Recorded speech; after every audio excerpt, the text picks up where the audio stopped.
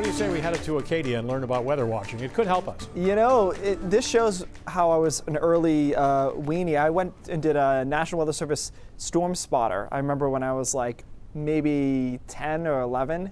Great things can come from it. Or terrible things, depending on how you look at it. You know, there's a lot of people out there really interested in the weather and weather watching. That's for sure. I've learned that over the years. All right, a couple of snow flurries out there. We talked last Wednesday before we took a break there for Thanksgiving about a storm potential on Monday. Well, there it is, off to our east enough that it was really a non-issue. Just a couple of snow flurries last night, early this morning, and that's about the long and the short of it. It has had potential, but you can see it out towards Halifax, so it never really got all that close to us. As a result, we're actually clearing out and seeing some sun here. Temperatures, not really responding too much, into the mid-30s in a lot of spots.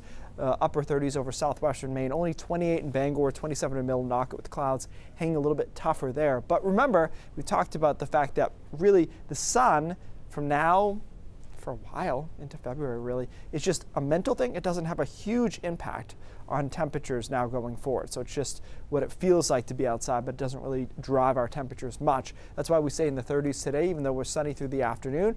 Overnight tonight's going to be pretty cold because the winds are going to be light. We're going to be clear through most of the night, and we didn't get that warm to begin with today. So we dropped down into the 20s. I think teens are possible even to the coastline by early tomorrow morning.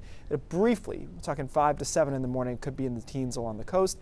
After that, a bright day largely tomorrow, but again, temperatures struggle, 35, 34, that's about it for a high in the 20s in the mountains with more clouds by tomorrow afternoon. Clouds are kind of transient overnight tomorrow night, and then Wednesday looks like a mixture of sun and clouds. And again, on the coolish side, only in the mid-30s for highs with a couple of snow flurries possible in the mountains. Notice though, pretty quiet here straight through until about Thursday.